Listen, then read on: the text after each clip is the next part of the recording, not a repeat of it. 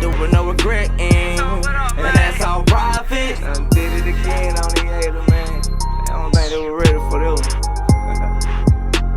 They gave y'all the blueprint, man. Just get up and go get your bag. That's how you gotta do. All hustle, no love. You gotta work for this.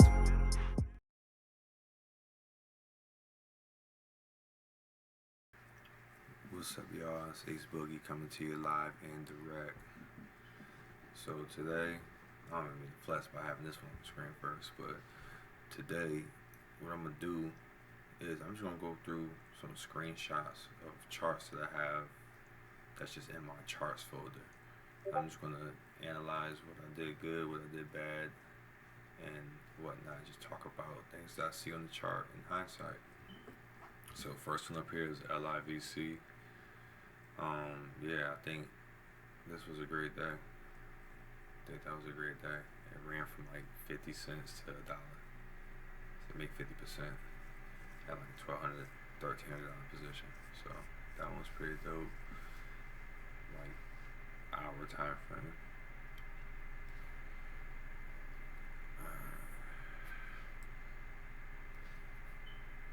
Let's know what's in this one. Here it is. DPLS. Well, according to my P&L, I made $1 on this trade, but what I think happened is I had bought the wrong size position. I might have meant to get like 10,000 shares or whatever, and I got like 1,000. So it wasn't really worth it, but nonetheless, the pattern still played out. Nice breakout, move, continuation, gap up the next day, and boom. This one had great potential. It went like 50%. Here's the macro chart, the daily chart. So this one, I said it spiked into resistance, first green day setup. So first green day is usually, in that pattern, usually goes from one green day and it has a second green day. And the key here is to realize that this stock has room to run until it gets to this area of resistance. You gotta realize that this is the area of resistance. This is the area of resistance. And when it breaks out over these previous areas, it goes to the very next area to test it. And that's what it did here. Oh yeah. CNEY. So I didn't trade this, but I thought this was an interesting chart. As you can see, this is why you don't quote unquote invest into penny stocks. It had a nice breakout, it had resistance point right here that it broke out on this day, and then it came back down and broke out over that level again. And that's a buy right there. And use the first green day pattern. Buy on one green day, sell into the next green day. You make a great chunk of change, but once you hold and be greedy and you don't take your profits into strength, you risk this happening. They always come back down. They always come back down. Prague, I remember Prague, and this is why I remember it. This ticker has a history of follow-up days after the first green day. So as you can see, this one runs multiple days. It spikes up one green day and it has another one. One green day and has another one. One green day and has another one. Now granted, on these two pairs of days, that green day eventually turns into a red day. So that tells you something. You got to be a seller as soon as it spikes up. So, and then it had this massive green day and then a big sell-off. So this is the first green day, but this is the first green day after a multi-day sell-off. And these ones are even better because they have more range. So, yeah, so I do have the 5-minute chart here. I think I was still long at the time. I had bought into the spike, kind of chased it a bit, but then added on a nice dip. And I was pretty good about not cutting it when it came down to these levels. But yeah, but it just continued, and I think it did have that second green day, and I made a decent profit on that. KPTI. So this one, same example as the DPLS. You look for the breakout areas of resistance, and once it breaks out over an area of resistance, it goes to the next area of resistance, going left. So this is the first area that it broke out over, and if you look left, the next area is not to the top of this candle. So naturally, if it does break out, it's probably going to try that area. And you can set up a decent trade idea from buying this breakout and selling on the way to that area. And that's all trading is finding out when the odds will be on your side and taking advantage and getting in position to profit off of that. Let's see, IFRX. So this one, same deal.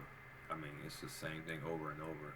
You know, whenever you get experience with trading, you're gonna just be trading the same stuff over and over. You're not gonna have too many crazy differently looking charts. You know, it's gonna be really repetitive, and that's good. That means you're consistent.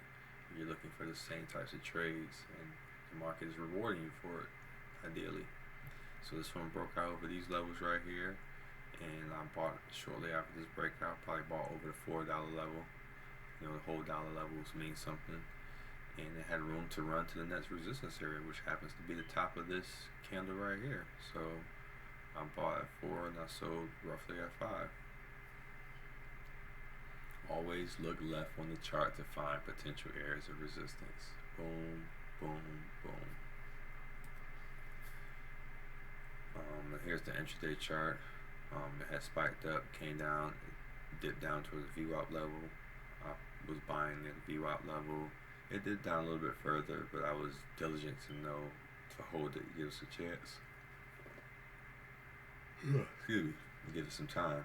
And lo and behold, it did spike, make a new high day, trend up, and continue up. And I was able to sell right into the last leg up, and got a good exit right before it came down. So aiming for that resistance point proves to be very accurate.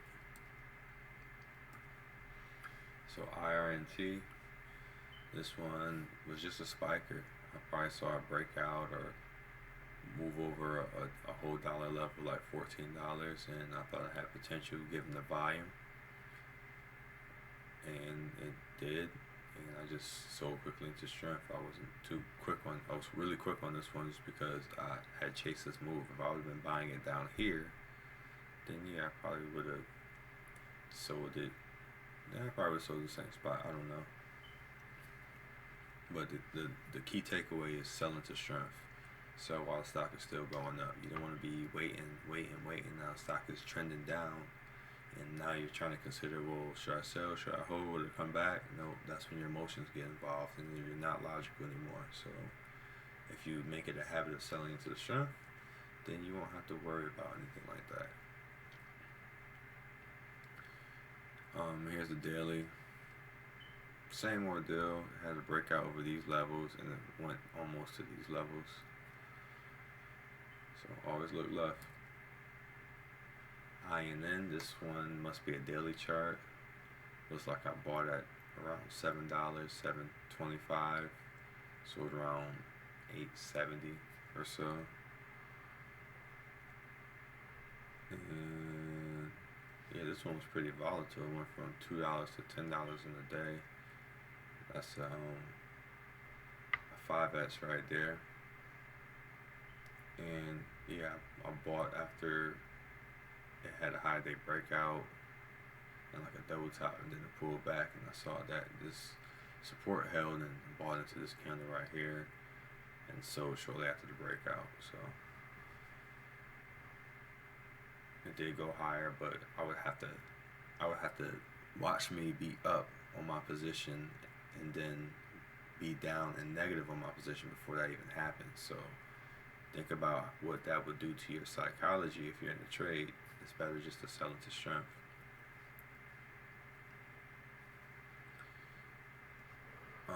BKKT 2-minute chart. This one I was just looking at looks like a symmetrical triangle and seeing how that plays into part.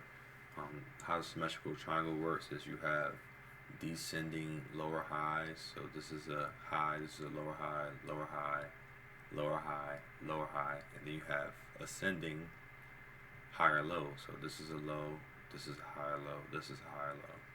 And when those lower highs and those higher lows converge at the tip of the triangle, it picks a direction. And what you do is you use the structure of the candles along with the structure of the volume. As the volume tapers off, it's going to get to a point where the volume is slowly going down, going down, going down, going down, then pops back up. When it pops back up like that, that's when it's picking that direction, and that's when you gain entry. And this one happened to be a spike up. So, interesting concept. Learn triangles. There's several techniques to chart reading out there that you can utilize to profit on trades. DWAC. Everybody remember DWAC. It's still hot right now, but who remembers it from $15? You know, I think I bought and sold this around 20 and sold around 30 or something like that. But I saw DWAC on the first day it was hot before it got all over the news and on social media. So as you can see, it had a nice spike up. Best time to buy was on the dip, of course, but you can also just draw your line straight across, and once it puts in the high day, dips down and breaks that high right here, or ideally right here. You know, you're on a ride, because it goes up to 75 and then continues on past 100 a few days later. HX intraday chart. This one I was looking like I bought the high day breakout. So this resistance right here, I kind of bought over that area, but this was the high during the regular market hours. This is all pre-market up until 9:30 right here.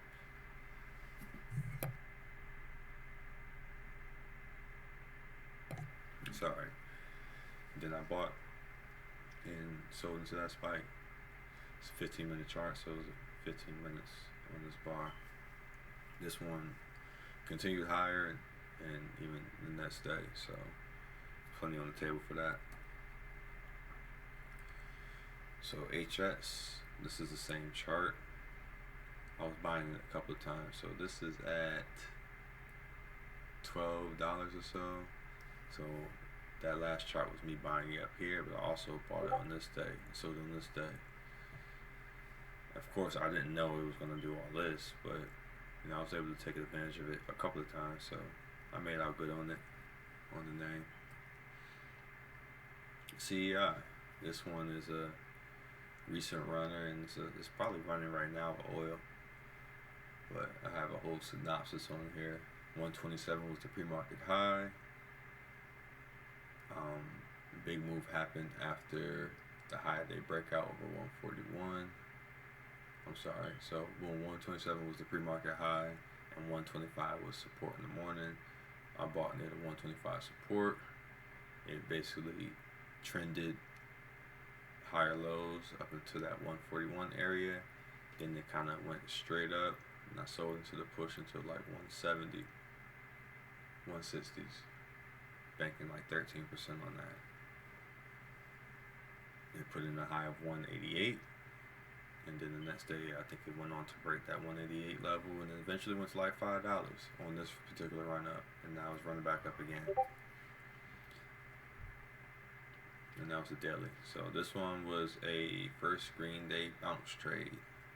So this is a first green day bounce after a multi-day sell-off. So once you see a big run up like this, and it sells off for multiple days, they're gonna run out of sellers eventually, and it has a nature to run multiple days when it does bounce. So look for that bounce day, get in early, and you know, ideally sell into strength if you hit your targets, like 30%, and then you can always get back in the next day. Stay safe, don't stay exposed to the market, because you saw how CNEY was, where it just dumped. So that can happen anytime. They can come out with news, they can halt the stock.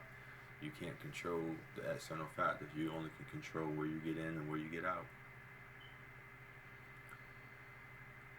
SFOR, this one's just a chart. I don't have any entries in it, but I guess I had a breakout, maybe on a multi-day or a multi-week level right here.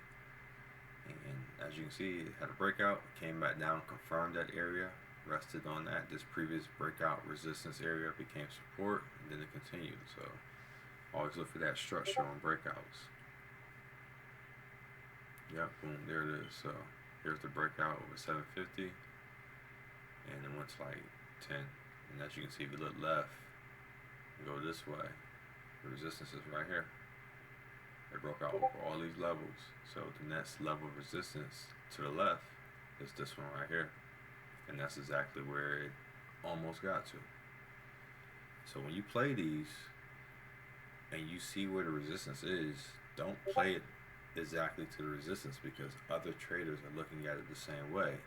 And if everybody starts selling at the same spot, it's never going to reach that area. So if I think the stock is going to go to 10 cents, I'm going to sell at 9.90, you know, just so I can make sure I can get all of my order filled without having to worry about modifying or canceling the order if it does start dropping back down.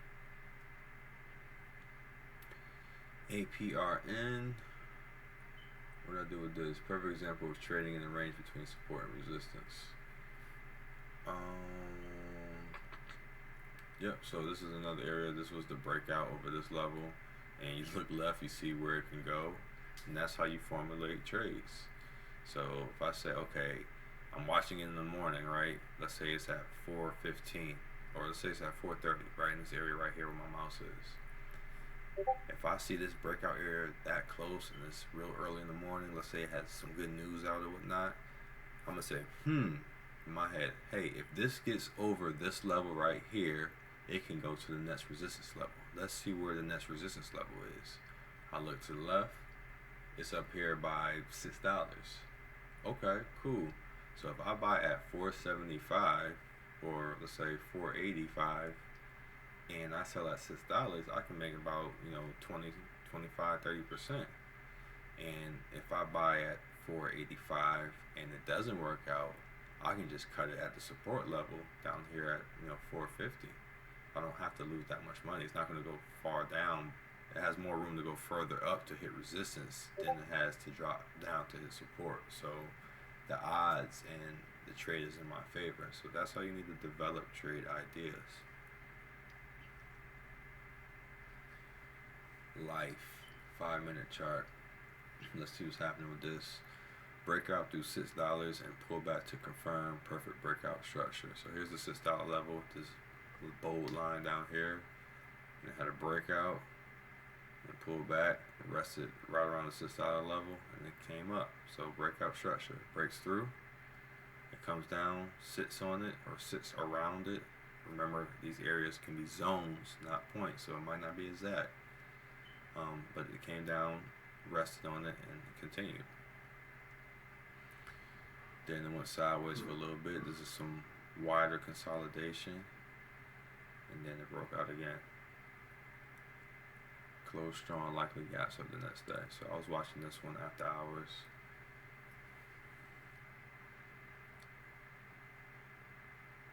Alright, so the first breakout on Life over the $6 level led to a short squeeze, because after it broke out over $6, it broke out over this level, it broke out over these levels, and then and eventually broke out over this 835 level, which is another catalyst. It's like a cycle. Like once a breakout happens and it leads to another breakout, it's like the buyers get recharged again. Another thing to note on this one that I documented, it was a low float stock, meaning that it's not that many shares available for this. So when the demand is high, like over 100 million, as you can see where it was, it's going to rotate that float, and it's really going to get that price surging. Massive volume, like I just said, and the news it had was FDA phase 1-2 news. So that one, I documented that one pretty good. I wish I documented all my charts as well, this well. IOUS, a few breakout entries there, and a nice runner. Key thing to take away from this one is make sure you're choosing volatile stocks. Stocks that can go from 15.5 to 20 in a day, because that's what's going to make you the most amount of money in the shortest amount of time. Oh, this one's beautiful. So it went from 15 to 20 on this day. That was the last day we were just looking at on this chart right here, and that was probably the last day it moved, and it probably went down after that. But the real initial buy point was at the $12 area on that last run up, just over 13. So if you buy that $13 area, it's the breakout over this resistance right here. Then you have room to run to the top of this area, at least test it. And it tested and it got to 20 cents, so it kind of got all the way up to this area. So it works out. If you aim small, you miss small. Alright, we'll do a few more. We're in like 20 minutes, so I'm not gonna make this video too long. HRAA 5-minute chart. It gapped up that day and it broke out. So it gaps up above breakout level and dips to confirm before continuing. So the breakout level is this 1950 area. I'm pretty sure I might have the chart next, but we'll see. So it gapped up above that area. Spiked up a little bit, went all the way to about 25 cents, then came down, rested on 1950, showed that 1950 was indeed support, and that breakout was confirmed. That's the confirmation, and then it continued through 25 and all the way up to almost 50 cents. So that's about, you know, over 100% move right here, and it's just one day, a few hours. And here's the breakout level. Here's that dang, if this was 1950, so here's the 1950 area right here, the big breakout area, and that's the area that you need to be buying. Big move. This one had no news catalyst, just huge volume, and it's an OTC stock. So OTC stocks move regardless. Doesn't necessarily have to have news if it has a breakout, a technical breakout like this. That is the catalyst. As long as it has breakout and volume, then you're good. Alright, we'll do two more. ATER 15-minute chart. I said, look how it breaks out and confirms by coming back down and holding the breakout level and then continuing. So same concept that we're talking about the last three tickers. So it broke out over the 1014 area, went up a little bit, came back down, rested on that area, and then continued, you know, days later. Excuse me. And you know, that's a pattern. You know, we look for patterns in trading. Here's the breakout level right here. By the multi-week breakout over $10 that we just identified with this line, and it goes from 10 to 20. You know, make 100% of your money. No news catalyst, lower float, and huge volume. Doesn't even need news out for this to happen. All it needs is for the chart pattern to set up. And you know, that's, let me go back real quick.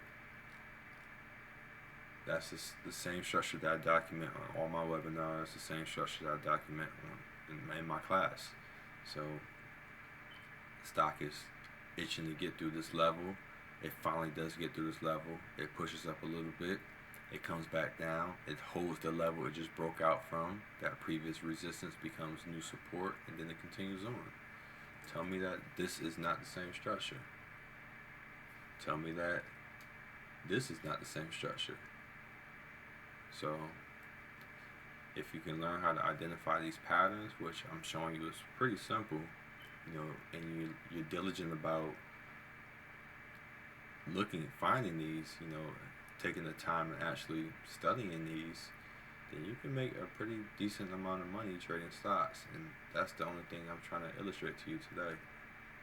So hopefully this video has been informative, eye-opening, and if you have any questions, just feel free to send me a message. Ace Boogie 2488 G5 Trades. We out. Peace. Make sure I keep the check coming in. That's how I got it. I flip the work with no regret in, and that's all profit. Grind harder than the next man. That's how I got it. Demanded all of my respect, man. That's how I got it. Make sure I keep the check coming in. That's how I got it. I flip the work with no regret in, and that's all profit. I go to